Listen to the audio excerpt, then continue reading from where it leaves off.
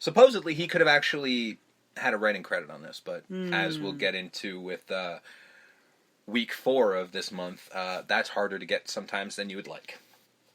The voice of Ace Ventura and the manner with which he speaks was added by Jim Carrey only after several read-throughs of the script. The voice was something Carrey used in his stand-up routine, as well as in Living Color character, the overly confident gay man. I went and looked it up, because every episode's pretty much on YouTube. Yeah, if you find that character, it's almost identical. The mannerisms aren't quite the same, but the voice is definitely there. Including the alrighty then. He definitely used it there. It's there, it's just he tweaked it later for this. The alrighty then was the catchphrase of a stand-up character and the sketch character, and after the lines from the script weren't feeling right, he added it to the script and read through it again using that voice for all the lines. It was such an improvement that it became the main Ace Ventura personality trait. And according to Tom Shadyac in the DVD commentary, Jim Carrey came up with alrighty then and other lines specifically because he thought they might catch on. And the hand gesture Ace Ventura gives before leaving the police station was also something Carrey intended to become popular that he didn't.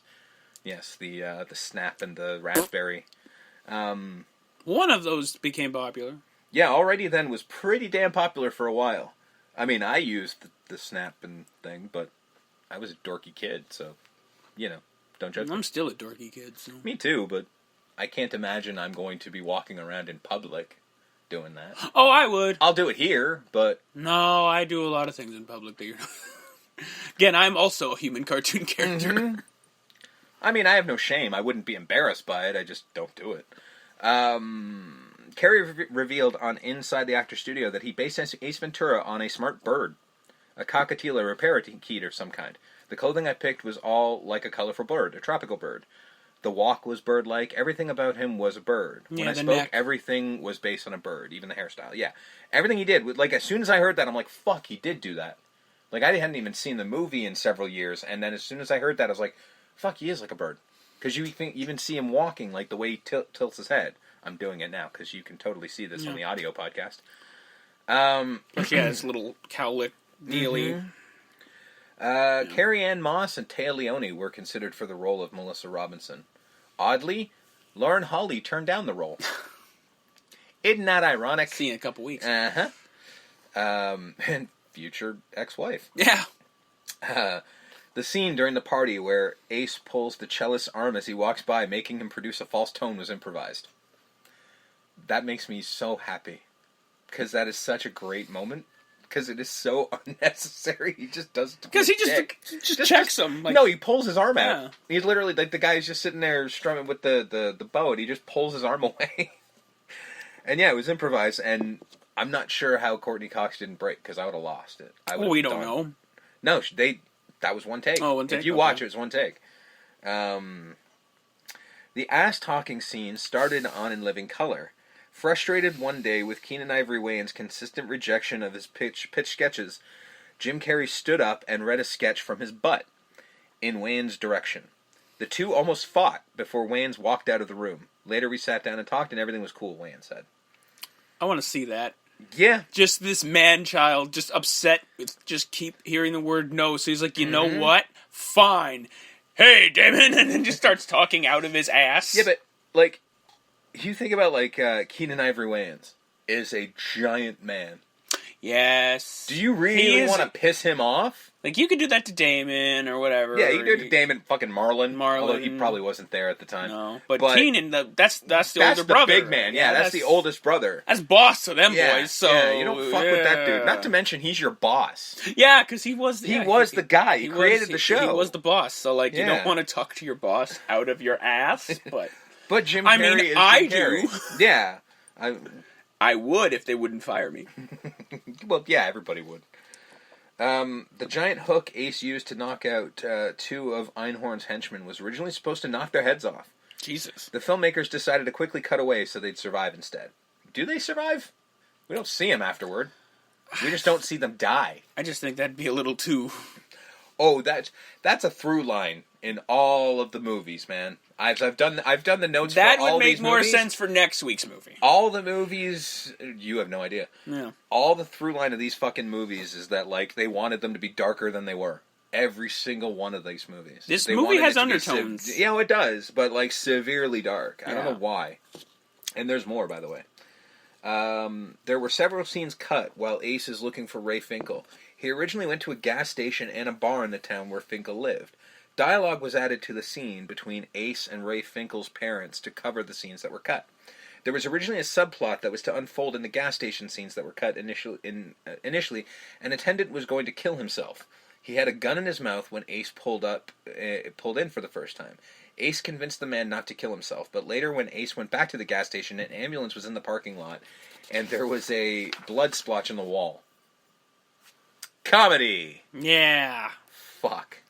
There was supposed to be a scene after Ace crashed his car while chasing Dan Marino's kidnappers. The white pigeon landed on the car. He got it singing. I got the white pigeon. I got the white pigeon. Oh, he got it, comma, singing. Why don't these people put these things in here? He got it, comma, singing, I got the white pigeon, I got the white pigeon. Then in a parody of the birds, he is surrounded by birds, then started tearing him apart. Then he wakes up with a big, whew. It was removed from the finished film since it was too dark. Again, right. They keep trying to make these movies darker than they should be.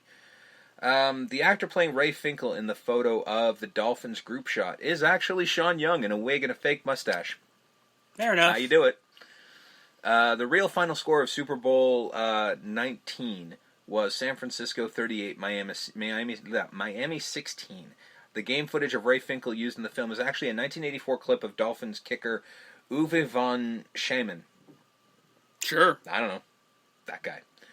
According to Courtney Cox, while filming her sex scene with Jim Carrey, all the animals in Ace's apartment had to be chained down. But the squirrel would get loose and jump on the pigeon. Or sorry, the penguin. The penguin... I can't read. What do you want from me? Can't keep all these animals. Jesus. The penguin would bite the cockatoo, and soon all hell would break loose, and I'd find myself under. Well, when you have Noah's Ark in your apartment, chaos is not too far behind. And she'd find herself under a blanket with a macaw. 'Cause work. That's what you do. What'd you do today, Courtney? Well, I was naked with a bird. We don't know she was naked. Well, whatever. I would hope not. Well, no. There's a lot of fucking animals here, and a macaw might fuck with you. Just saying. Keep some clothes on. Yeah.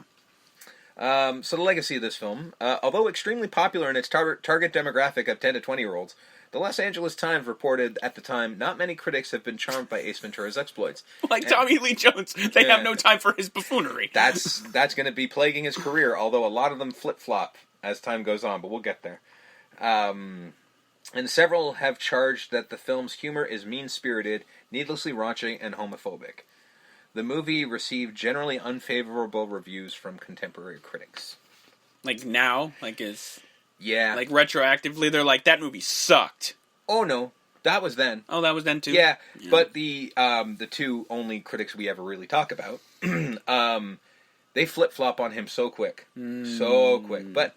Roger Ebert said, I found the movie a long, unfunny slog, though... It's an hour and a half, Raj. Yeah, through an impenetrable plot. Ebert described the lead role. Carrey plays Ace as if he's being clocked on an energy-o-meter and paid by the calories expended. He's a hyper-goon who likes to screw his mouth into strange shapes while playing variations on the language. Yeah. And? You are correct! Mm-hmm. I guess we view that as a positive, and he viewed it as a negative? I guess. Gene Siskel of the Chicago Tribune called it an appallingly bad movie, a certain candidate for worst of the year. I don't know what movie they watched. I really don't. In a 2011 interview, Tom Shadyac admitted that when he first saw the film, he was worried that it might end his and Jim's career.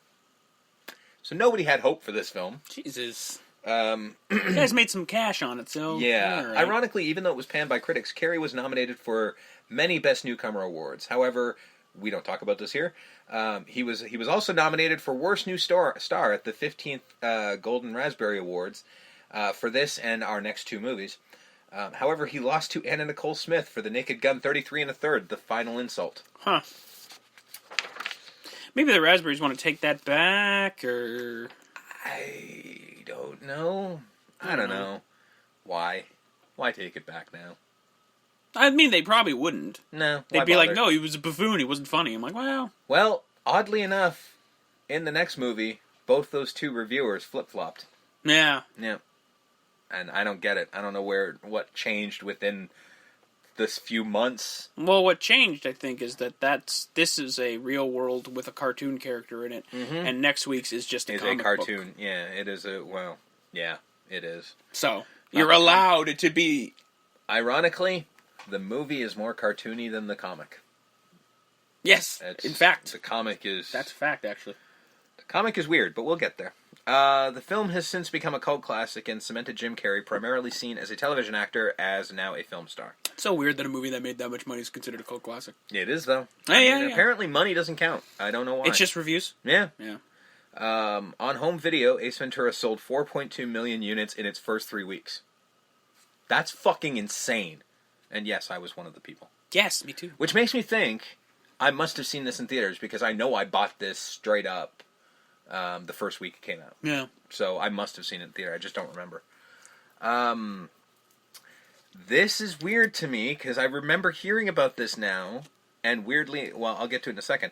The entire scene where Ace Ventura claims to be a dolphin expert, the trainer Heinz Skitvelvet, was originally cut from the theatrical release and was added back in the VHS release, and was advertised as additional footage not seen in theaters. Ironically, the version I watched didn't have that scene in it. I was waiting for it. You don't remember the dolphin trainer scene? Where he's showing him how to do the tricks, or he's doing the tricks. Like, good job, Snowflake. No. Where Ace is talking to the... it probably wasn't in the version you saw either. I saw it on Prime, so... Probably wasn't in there. There's a scene where when he's in the tank doing the what's it called? The Star Trek spoof. Yeah. And all the reporters come in because they want to see the trick. Yeah. And they're bitching like, we want to see it. Jim starts talking to them as Heinz Skitvelvet. Oh, yeah, the dolphin trainer. And it is probably one of the best scenes of the flick. But it's cut out of... It wasn't in the theatrical version. It was only in the home video version. And I remember it... Well, I have it on DVD, so maybe it's on might DVD. be in there. If you watch the DVD, it might be in there. But it has one of my favorite lines in it just because of... and I can't even begin to do it justice because it won't work when I do it because it only works in the voice. But he's doing... It's basically just sort of like, do you know... Like, he's like saying, like, why do you care about the dolphin? Do you know him? Does he call you a tome? Do you have a dorsal fin? It's just such a brilliant line, and I don't know why it was cut. But it is in the VHS version, but it's not in a lot of the streaming versions. Huh. So it wasn't in the version I saw, and it was so awkward to me, because I've seen that version so many times. It was so awkward not seeing it. Yeah. It just seemed like I was watching a different movie. It's very strange. Because the cut version, or the uncut version, you don't have, the scene where he pulls up when he's in the tank and then he goes outside and pulls up to the filter. To the filter. In, I believe, the uncut version where that scene is in it, you don't see him going to the filter. You just see him at the filter. Like, it cuts from there, goes to the filter. Yeah. So when I was watching that scene, I'm like, I don't remember this part, and that's why. Right. The film's success also led to Morgan Creek Productions to produce the sequel, Ace Ventura: When Nature Calls, with Carrey reprising his role, released on November 10th, 1995. Someday. Yeah, we'll get there. Yeah. An animated series ran from 1995 to 1997 on CBS, with Ace voiced by Canadian actor Michael Dangerfield. Not related. No, I don't think so. Because it's Dain, which is why I couldn't read it. Threw my brain off there. A standalone made-for-TV sequel entitled Ace Ventura Jr. Pet Detective was released in 2009 with no involvement from Jim Carrey or any of the original writers. The character in the movie is supposed to be Ace and Melissa's son. Now, correct me if I'm wrong. They broke up before the sequel, correct? I don't think they even name-check anything. The sequel just happens. Huh. Well, because he's in a monastery. Yeah, the sequel happens. Are you sure they don't reference it? No. I mean, I haven't seen the fucking movie since 1995. We'll get to it, but yeah, the beginning of that movie I was not a fan. He's rescuing a raccoon. The raccoon dies because that's supposed to be a parody of Cliffhanger, and that puts him in such a depression that he goes to a monastery. There's no mention of Melissa, to my knowledge. Again, when we watch it, we'll know, sure, because I have no fucking recollection, because I'm not a fan. Yeah, no, I don't think they name check any of this film in that film. And, okay, so now we get to, of course, what Hollywood is doing as the mistake. In October 2017, Morgan Creek Entertainment announced plans to